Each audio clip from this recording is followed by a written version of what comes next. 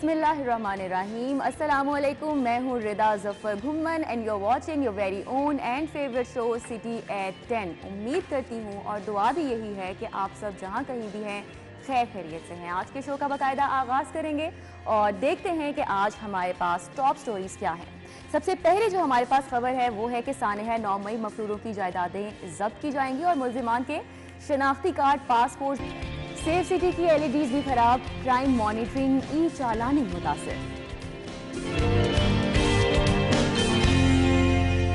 असलहा licence online हासिल किया जा सकता। ओवर बिलिंग और बिजली चोरी की रोकथाम के लिए इकदाम शुरू, खराब मीटर्स को फौरी तौर पर तब्दील किया जाएगा।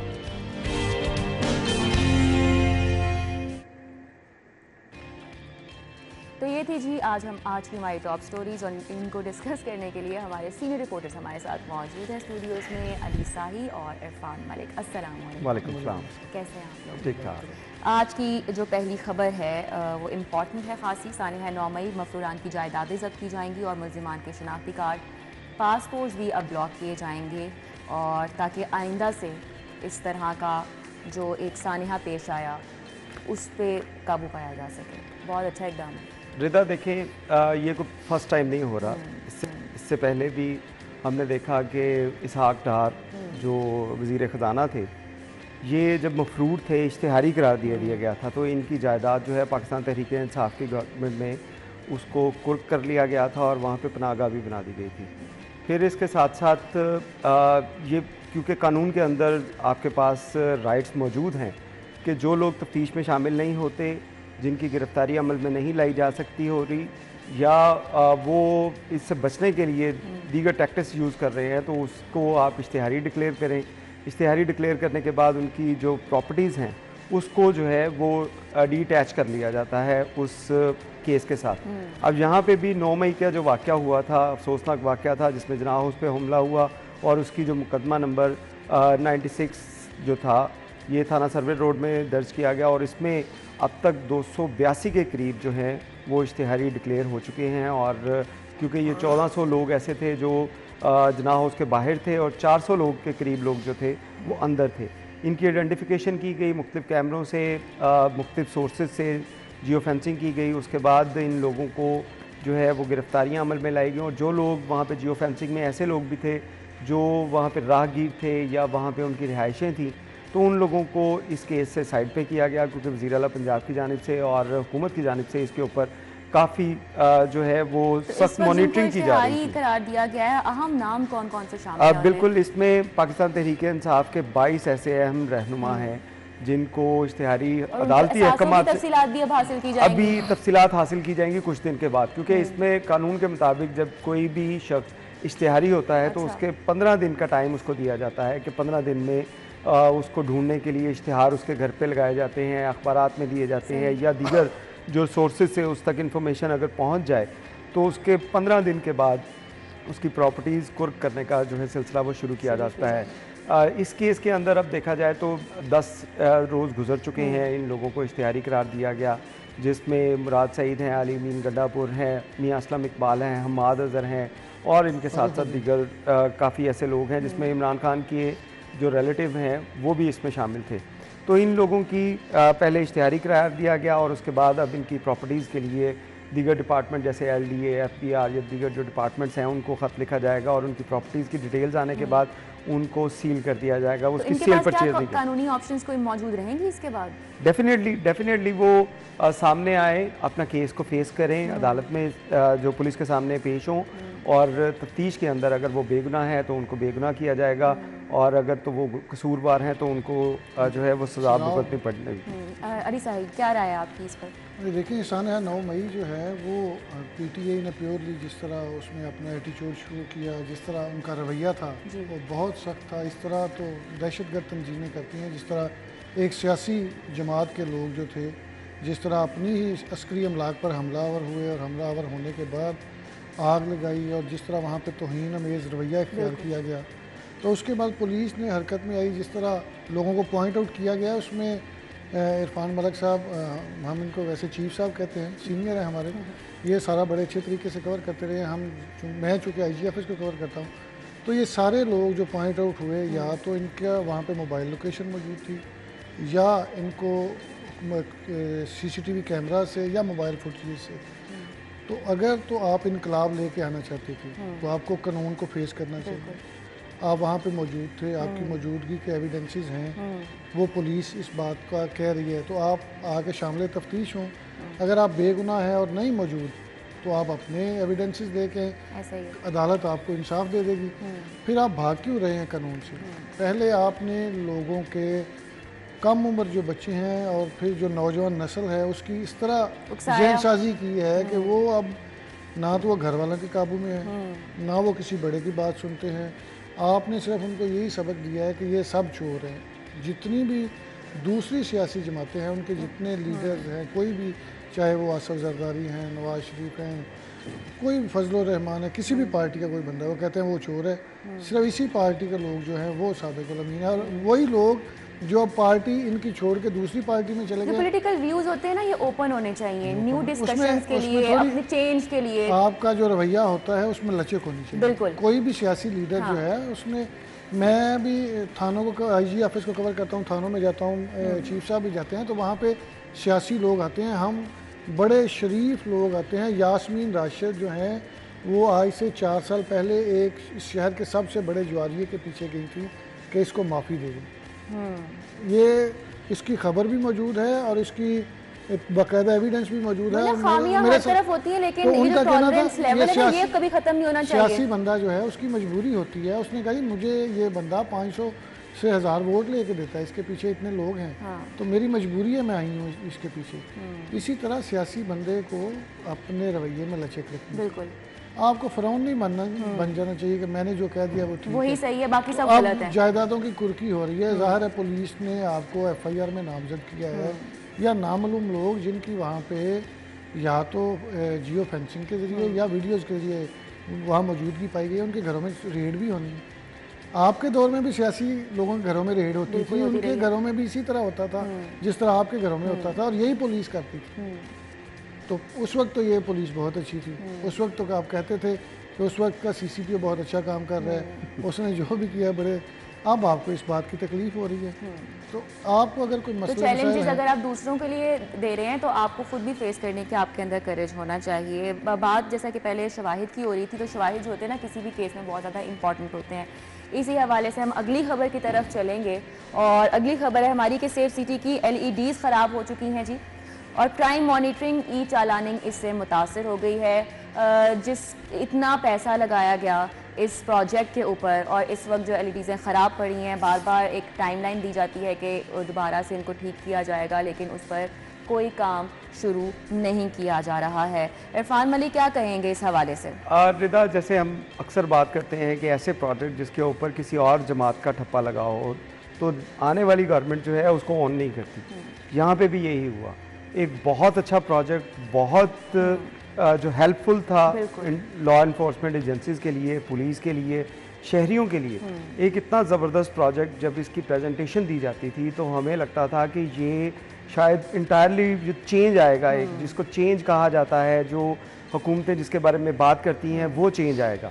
कि आप देखें कि सारे शहर में कैमराज थे, उसके अंदर ऐसे ऐसे सॉफ्टवेयर थे, जिसमें एक सॉफ्टवेयर के बारे में बताता हूँ आपको कि वो उसको जो था वो पैनिक, अगर किसी जगह पे होता है, किसी जगह पे अगर 5-10 लोग पैनिक होते हैं, इकट्ठे हो रहे हैं, तो उसको सॉफ्टवेयर की मदद से उस कैमरे ने ब्लिंक करके बड़ी जो वॉल थी सेफ सिटी में उसके अंदर लेके आना था। फिर उसके साथ साथ फेशियल रिकॉग्नाइज सिस्टम हो रही थी कि अभी प्लानिंग में थी? ये थी, ये लेकिन ऑपरेशनल नहीं हो सकी, ये चीज़ें आ नहीं सकी। हुआ क्या कि जब 2018 में इसकी लॉन्चिंग की गई तो उस वक्त क्योंकि वज़ीर आला पंजाब शहबाज शरीफ थे, उन्होंने इसकी सॉफ्ट लॉन्चिंग की। प्रोजेक्ट उस वक्त भी कंप्लीट नहीं हुआ था, उसकी सॉफ्ट लॉन्चिंग कर दी गई। लेकिन जब पाकिस्तान तहरीक इंसाफ की गवर्नमेंट आई तो उसने इस प्रोजेक्ट की तरफ जो है वो ध्यान ही नहीं दिया। फिर उसके बाद क्या हुआ कि आहिस्ता आहिस्ता इस पूरे प्रोजेक्ट जो है ये सफ़ेद हाथी बनना शुरू हुआ। 13 अरब से शुरू होने वाला प्रोजेक्ट अब 20 अरब रुपए से ज़ायद जो है इसकी लागत चली गई। लेकिन हुआ क्या कि जिस कंपनी के साथ इन्होंने कॉन्ट्रैक्ट किया था, उस कॉन्ट्रैक्ट की मुद्दत थी 5 साल। अब अगस्त में इसके 5 साल, अगस्त के जो 30 अगस्त है इसमें 14 इसका अगस्त को 14 अगस्त को तो इसकी उन्होंने मजीद कैमरे लेने थे। उन्होंने कहा था, ये तो इन्होंने डेडलाइन दी थी, लेकिन आपको बताएं कि 30 अगस्त इनकी लास्ट डेट है, अच्छा। जिसमें कॉन्ट्रैक्ट खत्म हो जाएगा हवावे के साथ मेंटेनेंस का।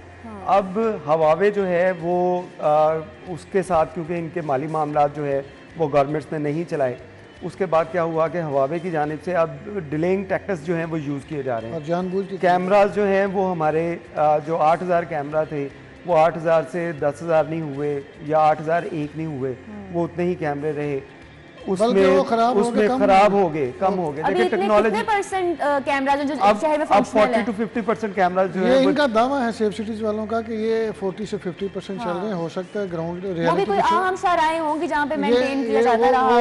वो मजबूरी है, चूंकि मैचेस की सिक्योरिटी, मुहर्रम की सिक्योरिटी और कुछ इस तरह के जुलूस जहाँ पे वो बहुत इंपॉर्टेंट चीज़ें हैं। वो जिस तरह चीफ साहब बात कर रहे थे कि ये बड़ा ज़बरदस्त प्रोजेक्ट है और बड़ा ज़बरदस्त है, शहरियों के लिए फ़ायदेमंद है, लेकिन हुकूमती अदम तवज्जी और इसमें कुछ ऐसे अनासर शामिल थे जो खुद नहीं चाहते थे कि इस तरह फले फूले ब्यूरोक्रेसी की आपस की लड़ाई, पुलिस की और जो बाबू साहबान हैं उनकी आपस की लड़ाई में इस प्रोजेक्ट का वो पूरा बेड़ा गर्क कर दिया है। इतने अच्छे इसके शुरू में समरात आए कि लोग बड़े इस बात पे खुश थे कि चीज़ें कंट्रोल हो रही हैं, आपकी ई चलानी हो रही थी, रोजाना 10 से 12,000 ई चलानी। बहुत वाकई जैसे कि बहुत चेंज आ गया था, हमें वाकई लग रहा था कि ये जैसे वो उस दौर में लाहौर 104 पे बेसिकली रौला इस बात का है कि 104 रुपये डॉलर जो था उस पर कॉन्ट्रैक्ट था। वो जो गैर मुल्की कंपनी है उसने कहा जी कि नहीं, जैसे जैसे रेट बढ़ रहे हैं हमारे भी उसी तरह डॉलर को रेट जो है वो बढ़ाया जाए। इस बात पे डेडलॉक हो गया और 2-3 साल डेडलॉक रहा है।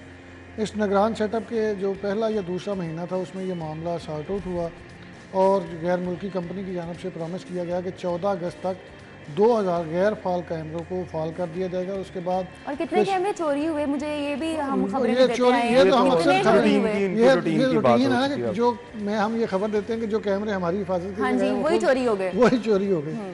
तो वो यहाँ पे LED SMEDs लगाई गई हैं, वो शहरियों की अवेयरनेस के लिए वो सारी बंद पड़ी हैं।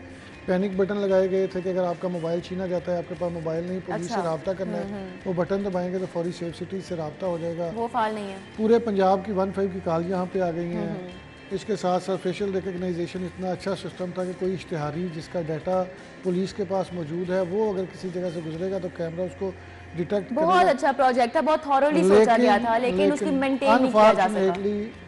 PTI नून लीग की लड़ाई में ये प्रोजेक्ट जो है वो बिल्कुल, मेरा ख्याल है आने वाले 1-2 साल में इसका मुकम्मल बेड़ा गर्क हो जाएगा। लेकिन कोशिश अभी तक जो की जा रही है मौजूदा IG पंजाब की जानब से निगरान से, ये कॉन्ट्रैक्ट खत्म होने वाला है क्या? रिन्यू करने के लिए क्या बातचीत शुरू हो चुकी है? देखें अब रिदा, एक कॉन्ट्रैक्ट था आपका 104 रुपये में, अब जो नया कॉन्ट्रैक्ट होगा वो 350 रुपये में होगा। और जो रेट हैं फ़र्ज़ करें वो जो 17 अरब का किसी चीज़ का था तो वो 51 अरब पे चला जाएगा। अगर आपका मेंटेनेंस का पहले 5 अरब का कॉन्ट्रैक्ट था तो अब वो आपका 15 अरब पे चला जाएगा। बल्कि वो अब वो कंपनी जो है वो इस तरह जो भी कंपनी करेगी वो करेगी कि उस वक्त के जो रेट्स हैं उसके मुताबिक, हो सकता है डॉलर इससे महंगा चला जाए। तो ये चीज़ें बड़ी मद्देनजर। और रिदा इसमें एक और चीज़ भी है, देखिए टेक्नोलॉजी कोई भी है, टेक्नोलॉजी की एज जो है वो 5 साल है, उसके बाद वो नई टेक्नोलॉजी उसको रिप्लेस करती है। आप अपने मोबाइल फ़ोन देख लें, अगर 5 साल पहले जो आपका फ़ोन था वो अब इस टेक्नोलॉजी के साथ नहीं चल सकेगा, कंपैटिबल नहीं होता, उसको आपको रिप्लेस करना पड़ता है। यहाँ पे भी ये इशू है कि आपने जो टेक्नोलॉजीज़ 5 साल पहले 2018 में जो खरीदी थी वो अब टेक्नोलॉजीज़ उससे बहुत चीज़ें एडवांस आ चुकी हैं। अब आपको उसको अपडेट करने के लिए, उसको जो रिपेयर करने के लिए, मेंटेन करने के लिए वो सॉफ्टवेयर, वो इक्विपमेंट शायद अब वो कंपनीज भी तैयार ना कर रही हों। अब ये मैं सॉरी चीफ साहब को कंटिन्यू करूँगा और मैं थोड़ा इंटरप्ट कर रहा हूँ। ये जो बात कर रहे हैं बिल्कुल यही हुआ है। कल ही मेरी आला अफसरान से बात हो रही थी, आप चीफ साहब कहने पे हंस रहे हैं, ये हम कहते हैं चीफ साहब हैं उनके, ये अनफॉर्चुनेटली या ये कंपनी का अपना इसमें कोई था कि उन्होंने जानबूझ के लेटेस्ट इक्विपमेंट मंगवाया है जो इनके पास जो टेक्नोलॉजी चल रही है उसमें इस्तेमाल नहीं हो सकता। तो या तो जानबूझ के कर रहे हैं, अगर उनको ये कैसे पॉसिबल हो सकता है कि एक कंपनी के 15-20 इंजीनियर्स यहाँ पे मौजूद हैं, पूरा सेटअप मौजूद है और वो सेटअप लगाया भी उन्होंने है। हाँ।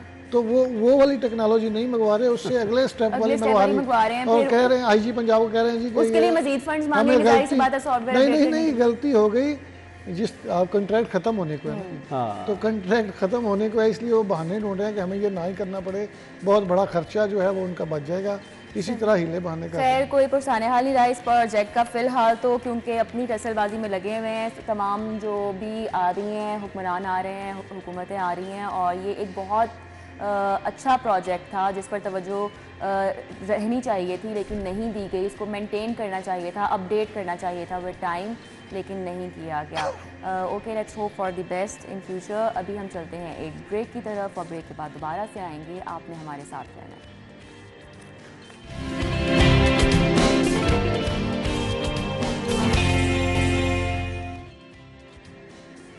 Welcome back. ब्रेक के बाद अगली खबर हम डिस्कस करेंगे जी कि वज़ीर आला ने थाना लोअर मॉल का दौरा किया है और तारीखी इमारत की अपग्रेडेशन का प्लान तलब किया गया है। इरफान मलिक आपकी तरफ आऊँगी। दौरे किए जा रहे हैं वज़ीर आला की जानिब से मुख्तलिफ थानों के, और जो हालत वहाँ पे होती है वो क्या उनको ही नज़र आती है? जो वहाँ पर अफसरान ऑलरेडी काम कर रहे हैं उनको नज़र नहीं आ रही थी उनके आने से पहले?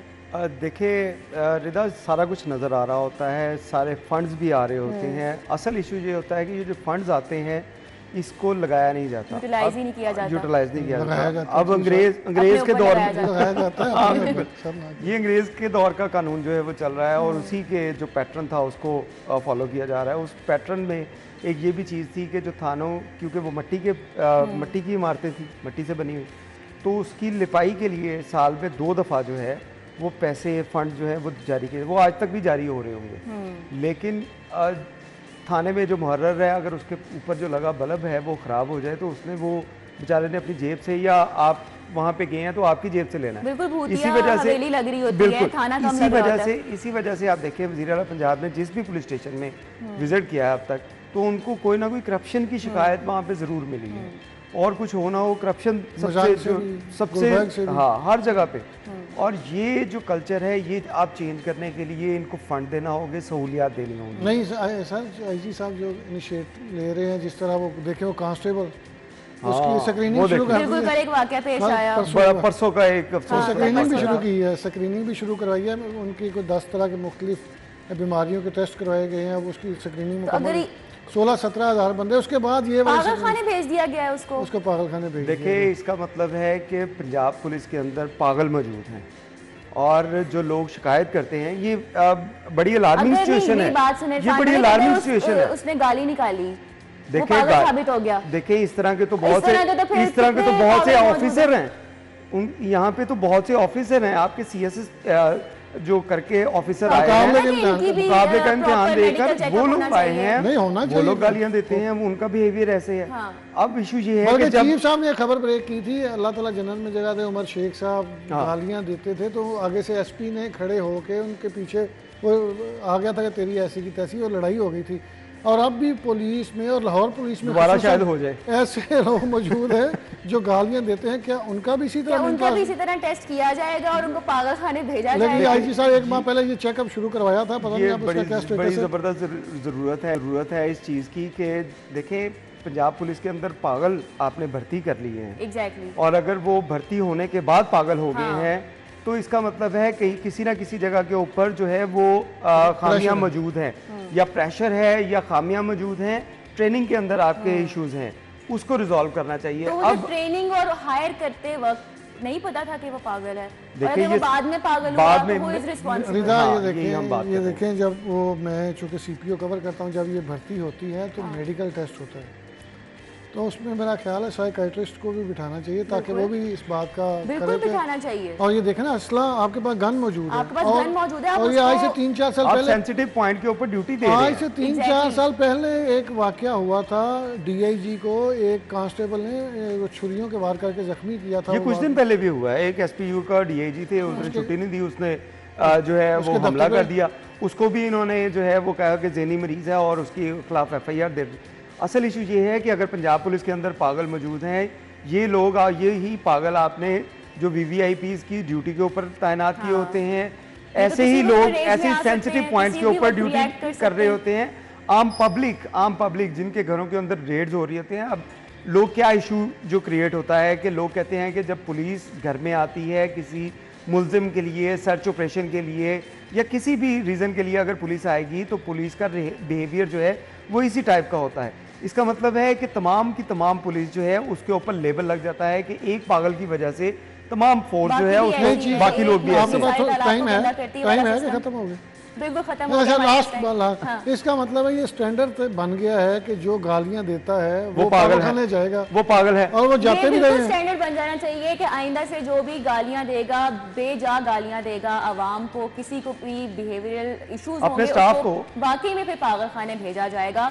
और कोई एक साइकेट्रिस्ट जैसा कि आपने कहा है वो भी होना चाहिए जब मेडिकल टेस्ट हो रहे हो तो इनको भर्ती करने से पहले, ताकि पता हो कि इसका मेंटल स्टेबिलिटी इस अफसर के पास है कि नहीं है, कि इसको आपने असलिहा दे के फील्ड में भेजना है। खैर हमारे पास वक्त खत्म हो गया। Thank you so much Irfan Malik और एडी साहिल हमारे साथ थे, और अभी हम चलेंगे हेडलाइंस की तरफ। हेडलाइंस के बाद दोबारा से हाजिर होंगे।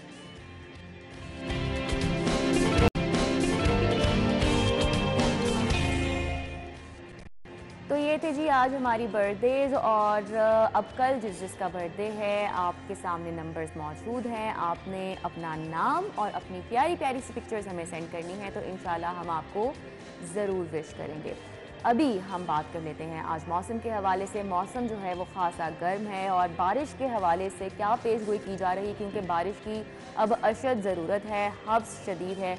क्या मौसम का हवाल है, पेशगोई क्या की जा रही है, कोमल असलम ने हमें ज्वाइन किया है, वो बताएंगी। जी कोमल। जी बिल्कुल रिदा, लाहौर शहर के मौसम के हवाले से बात की जाए तो इस वक्त जो है वो हब्स और घुटन ने शहर के चारों इतराफ जकड़बंद लगा लिया है, जिसकी वजह से हवाओं का सिलसिला भी मुकम्मल तरीके से थमा हुआ है, और दूर दूर तक हवाओं का बिल्कुल नामो निशान महसूस नहीं हो रहा, और जिस वजह से गर्मी भी ऐसी खासी महसूस की जा रही है। शहरी गर्मी से सताए मारे फिर रहे हैं। अभी आपने भी जब ऑफिस के लिए आई होंगी तो महसूस किया होगा कि आज तो मौसम वैसे तो देखने में यूँ लग रहा है कि जैसे बादल छाए हुए हैं और मौसम बहुत ही खुशगवार होगा, लेकिन जो सिचुएशन है, हवाएं चल नहीं रही, गर्मी और हब्स ने शहर लाहौर के बासियों को बहुत ज़्यादा निढाल किया हुआ है, और ऐसी सिचुएशन में बंदा वैसे सुस्ती का शिकार हो जाता है, और जो काम उसको अपने सारे अंजाम देने होते हैं वो सुस्ती के मारे वो और लेट हो जाते हैं। महकमा मौसमियात की जानिब से बारिश के हवाले से पेशगोई तो की जा रही है, लेकिन क्योंकि भादों का महीना है, बारिशें होंगी भी तो इसका कोई ख़ास जो है वो फ़ायदा नहीं होगा, बल्कि मज़ीद मौसम सख्त हो जाएगा और हब्स भी शिद्दत इख्तियार कर लेगी।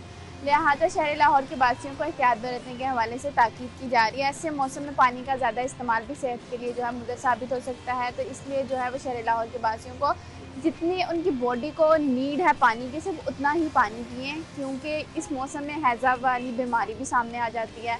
तो इसलिए जो है वो शहर लाहौर के वासियों को कहा जा रहा है कि कोशिश करें घरों में महदूद रहें और सिर्फ जितनी ज़रूरत हो उतना पानी का इंटेक करें।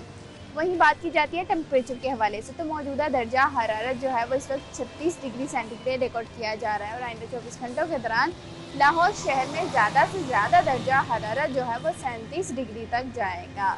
जी ठीक है, बहुत शुक्रिया कोमल। अभी हम चलेंगे एक ब्रेक की तरफ, ब्रेक के बाद दोबारा से आएंगे, आपने हमारे साथ रहना है।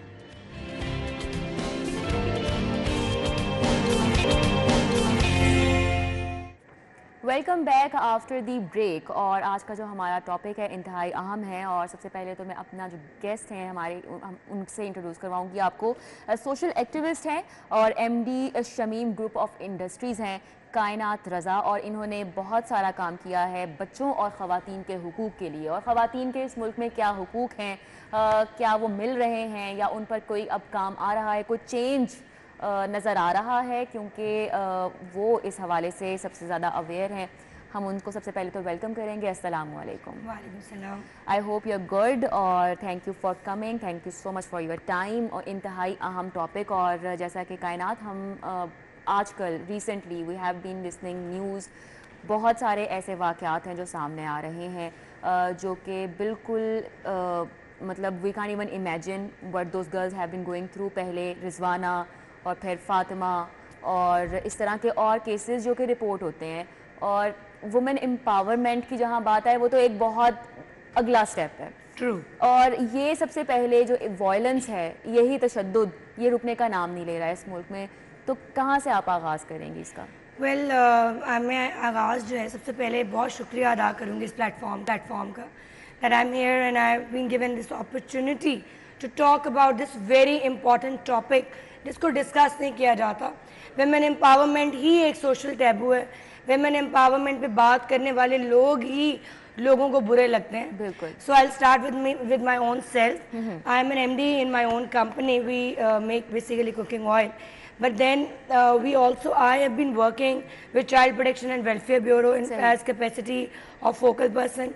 और लेबर मिनिस्ट्री में बोर्ड मेंबर हूँ मैं, और रेड क्रेसेंट की डिस्ट्रिक्ट ऑफिसर थी मैं, और वर्ल्ड इकोनॉमिक फोरम में मैंने काम किया है. अब जहाँ से आपने बात की, ये जो अब्यूज़ हो रहा है, बिल्कुल, ये जो हमारी हाउस हेल्प है उसके साथ अब्यूज़ हो रहा है, खवातीन के साथ हो रहा है, और ये जेंडर स्पेसिफिक नहीं है. ये बच्चों के साथ भी हो रहा है, बच्चियों के साथ भी हो रहा है. It's happening with both the genders. जब फातिमा का किस्सा सुना है तो उससे भी बहुत खौफ आया. जब रिजवाना का सुना है तो पढ़े लिखे लोग, देखिए एक सोच है कि पढ़े लिखे लोग जो हैं उनके घरों में ये नहीं होता. ये इनके पास बहुत अपॉर्चुनिटी है, ये ऐसे नहीं करेंगे, या ऐसे नहीं करते होंगे. But we saw with Rizwana पढ़े लिखे लोग थे. Fatima is from an educated house help. ठीक है जी, वो इस्लामाबाद से बिलोंग करती है, हमारे कैपिटल सिटी से.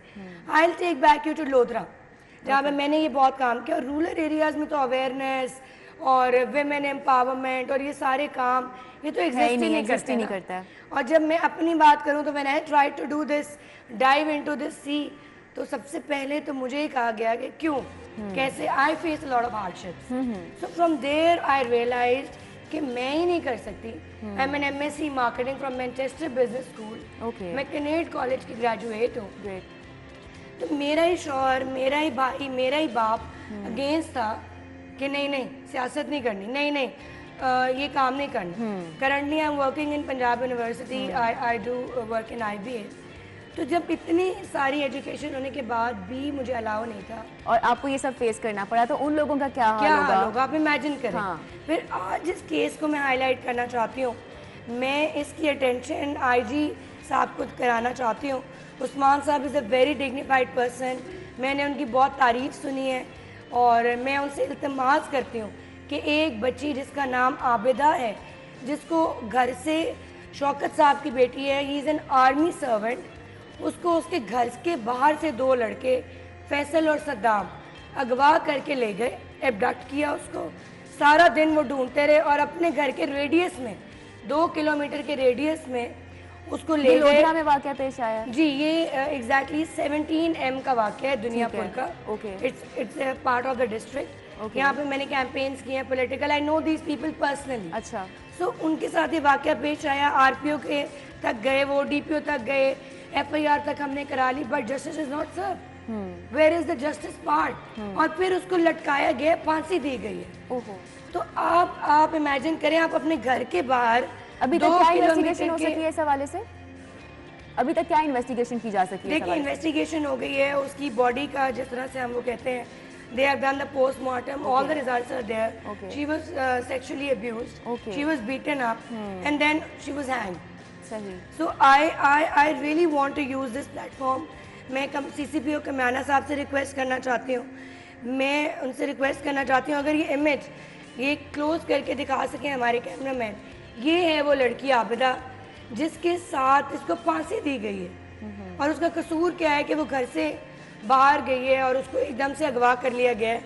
ये उसके वालिद हैं शौकत साहब, और ये हमारे पास उसकी फॉरेंसिक रिपोर्ट है, FIR है, और ये रिपोर्ट है उसकी forensic.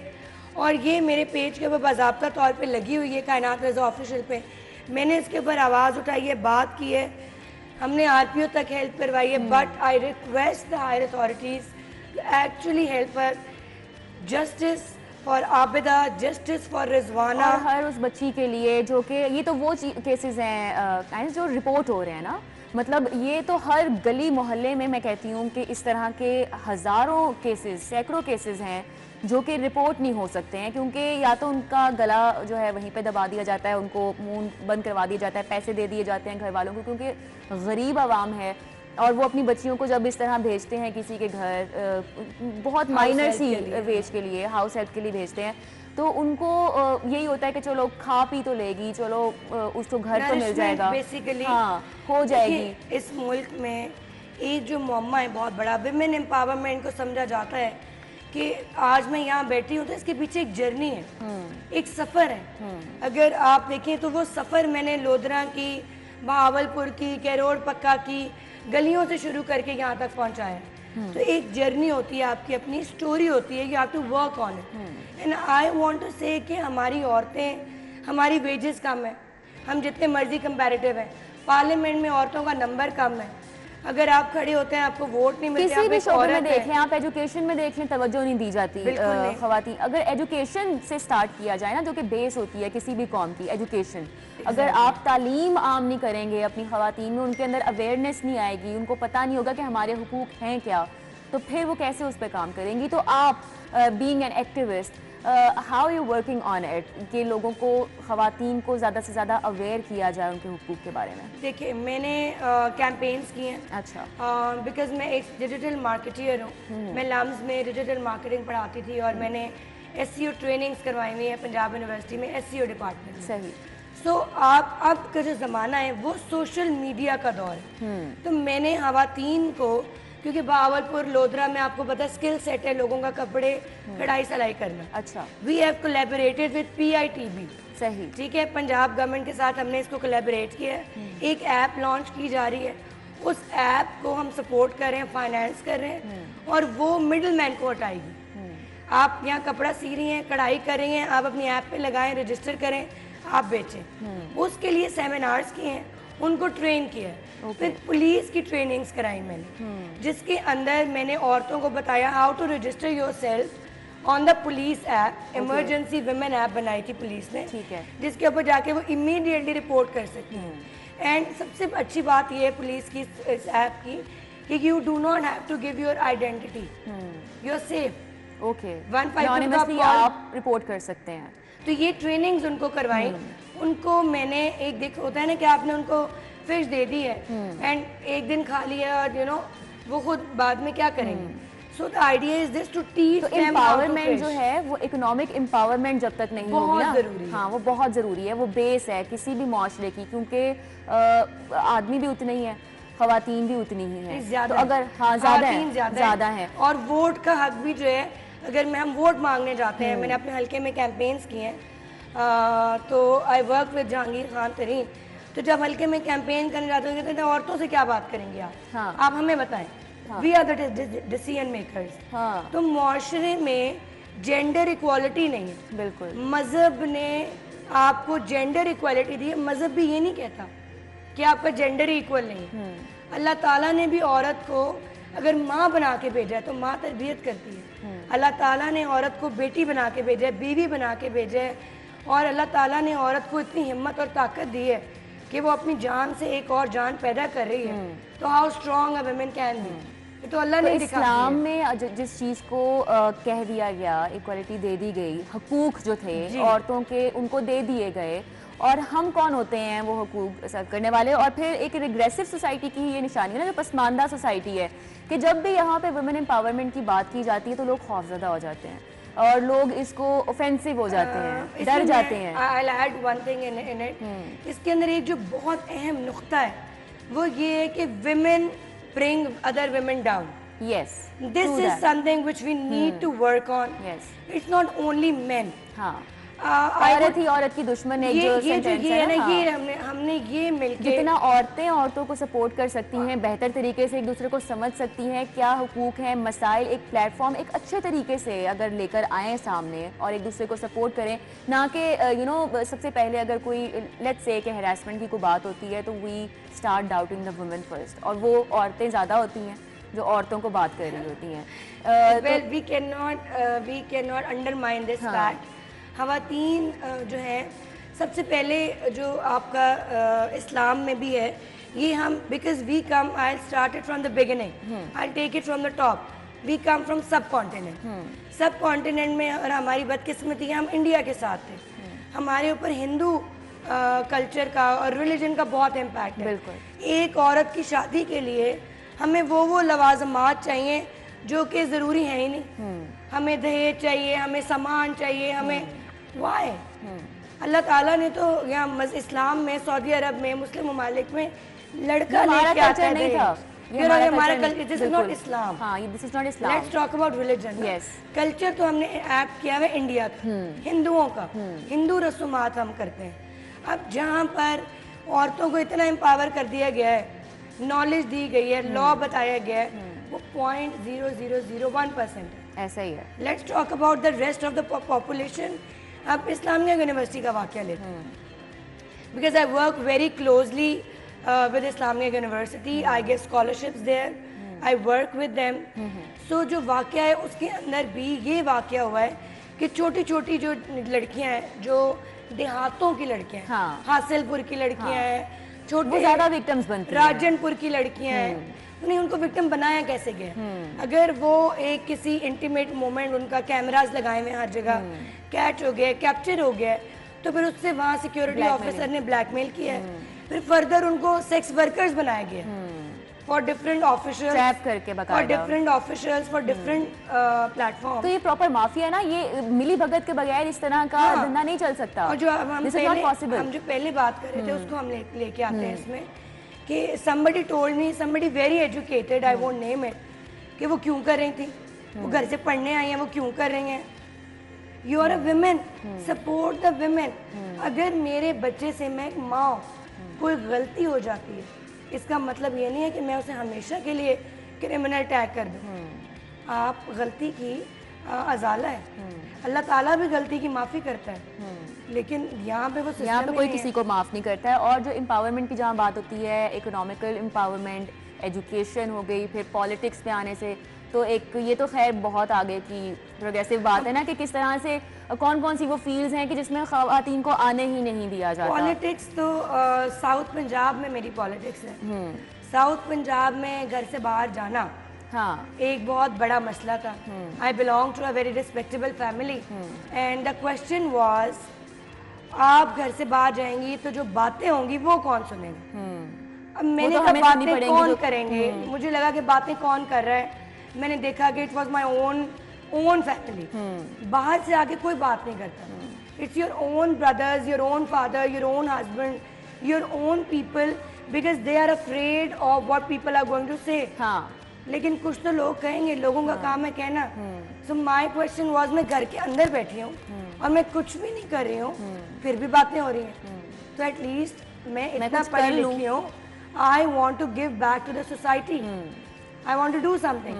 I support women cricket, I have a proper Shamim premium league, अच्छा जिसके अंदर खवातीन को क्रिकेट खिलाई जाती है, ट्रेन कराया जाता है। Okay. We collaborate with PCB, we collaborate with Ali Tareen Academy over there. Great. And then we have matches, we put forward that talent and they come forward and they work towards this thing.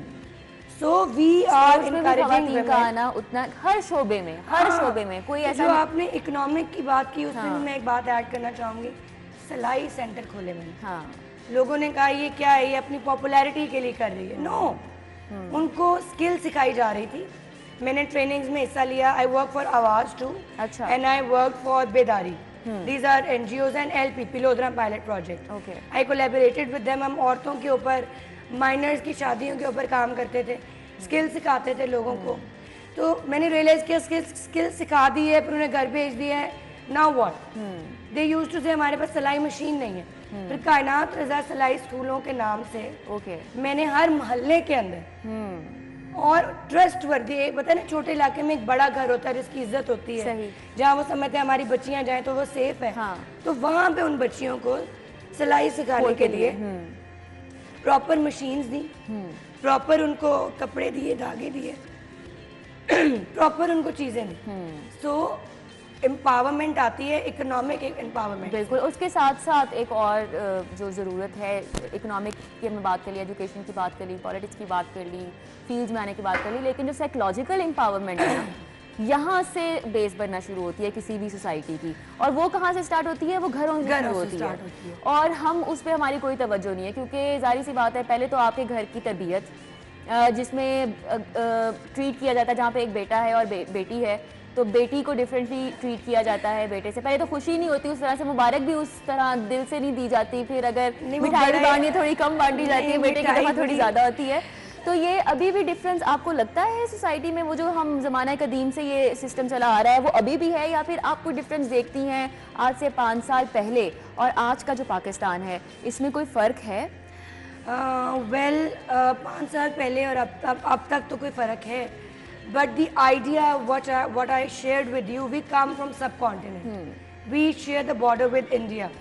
तो वो एक inculcate किया गया है ना कि वारिस होना चाहिए, बेटा होना चाहिए, जिसकी वजह से मुल्क की पॉपुलेशन बढ़ बढ़ के एक बेटी की आते हम 5 बेटियां करते हैं। ऐसा ही है। हम एक औरत की फिजिकल हेल्थ को और उसकी नशोनुमा को और उसकी जो ज़रूरियात हैं जिस्मानी वो पूरी नहीं कर पा रहे, और हम उसको जो है लिटरली बच्चे पैदा करने वाली मशीन बना देते हैं, until and unless we do not have a सन।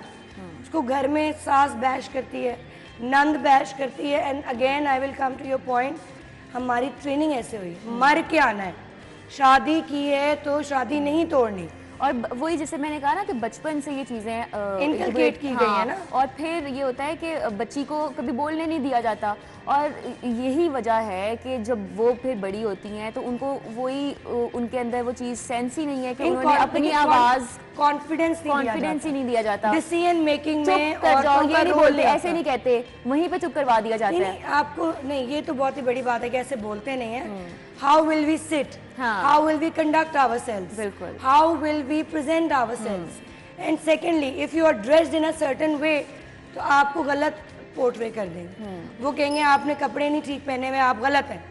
आपका जो कैटेगरी है, क्या मर्दों के बारे में when they go to a work place, क्या वो सुबह उठ के सोचते हैं to wear a pink shirt और a blue shirt, we are going to gender bias being tagged? No, they are not. हमें as mothers of the nation, मैं एक माँ, मैं सबसे पहले अपने बेटों को सिखाऊंगी औरतों की इज्जत करना। जैसे हम बेटियों को तरबियत देते हैं ना कि ऐसे नहीं उठना, ऐसे नहीं बैठना, इस तरह तुमने अगले घर जाके सीखो, काम करो, तो यही उतनी ही ज़रूरत बेटों के लिए भी है कि हमने उनको कहना है कि आपने देखना नहीं है। अगर जैसे कि एक बहुत बड़ा माशरे का हमारा ये अलमिया है कि हम घर से बाहर निकल नहीं सकती, ख़वातीन सबसे मुश्किल उनके लिए ये है कि घर से बाहर निकलना, क्योंकि एवरीबडी स्टेयरिंग एट यू हक समझ के। तो क्योंकि माएँ सिखाती नहीं है कि बेटा आपने कोई लड़की गुजरी है उसको नहीं देखना, तो ये तरबियत घर से शुरू होती है। वो एक बहुत सीरियस मसला ये है, आप पे हूट करना, शाउट करना। बिल्कुल, आपको एम्पावरमेंट तब आती है जब आप पलट के जब उन्हें कह देंगे ना कि हमें क्या मसला है, तो वो भाग भी जाएंगे, वो डरपोक है। लेकिन औरतों को चाहिए अपने लिए आवाज़ उठाएं। अगर आप उन्हें पलट के कह देंगे ना क्या बात है, मुझे अभी तक याद है एक वाकया, मैं छोटी थी एंड बिकॉज मेरी अर्ली स्कूलिंग दुबई से हुई है, I have studied from our own English high school, I came to Lahore for Kinnaird college. मैं लिबर्टी चली गई अपनी कज़न के साथ, तो जितने दुकानदार हैं और वो लोग हैं, they are literally checking you out, हाँ, ऑल द टाइम। और ये सिर्फ एक बाजार की बात नहीं हो रही है, आप घर से जैसे ही कदम बाहर निकालते हैं तो आपको 10 लोग, हर कोई हक समझ के आपको देखा। और हम इस चीज़ को हैरेसमेंट में नहीं लेकर आते क्योंकि हमें पता ही नहीं, हमें लगता है this is normalised so much now. और एक जो बहुत अहम बात है, आप गाड़ी चला रहे हैं, आप सबसे इम्पोर्टेंट बात है, तो माय हस्बैंड और माय रिस्पेक्टेबल मैन, मैं बहुत इज्जत करती हूँ सारे मर्दों की, तो मेरे भाई ये कहेंगे सामने कोई बीबी होनी है, ऐसे गाड़ी लगी है। हालांकि जो बड़े एक्सीडेंट है वो मर्दों से होते हैं। जहाँ पे थोड़ी सी आपको लैक नजर आता है ना कि ड्राइविंग में, इवन कुकिंग में, हर शोबे में आप ले लें, जो कहते हैं कि जो इम्परफेक्शन जो होती है ना, हाँ वो दी हुई है क्योंकि खाना जो खुद होता है बैठ के, तो इम्परफेक्शन जहाँ पे होती है वहाँ पे हम कहते हैं कि ये बनाया हुआ है कि स्टमक से आदमी के दिल का रास्ता है। To that one last message, हमारे पास a few seconds we have left, anything that you want to say? I want to say that हर इंसान यूनिक है, there is nobody like you. जो भी ख़वातीन मुझे देख रही हैं, there is nobody like you. You are a unique being in your own self and try to explore your uniqueness. अपने अंदर की यूनिकनेस को और अपने अंदर की जो आपकी सलाहियत है उसको बाहर निकालें, पॉलिश करें और बगैर डरे, बगैर सोचे come forward and tell your story, because जब तक आप बताएंगे नहीं कैसे मदद मिलेगी। बिल्कुल, so come forward and play your role in the society. बिल्कुल ऐसा ही। Thank you so much Kainat Raza, it was great having you on the show. और बिल्कुल आपको सबसे पहले तो अवेयरनेस की घर से ही ज़रूरत है, और औरत की दुश्मन ना बने, एक दूसरे को जितना आप सपोर्ट करेंगे और इस बात से डरना छोड़े। जब वुमेन एम्पावरमेंट की बात हो रही होती है, it's not an offence, it's not an insult, ये कोई डर खौफ वाली बात नहीं है। ये इस्लाम में औरतों को जो हुकूक दिए गए हैं, एटलीस्ट वर्क ऑन देम, और वो तो हुकूक आप दें जो इस्लाम ने दे दिए, तो आप कौन होते हैं वो छीनने वाले। खैर, अभी अब चलते हैं ब्रेक की तरफ, ब्रेक के बाद दोबारा से आएंगे, आपने हमारे साथ रहना।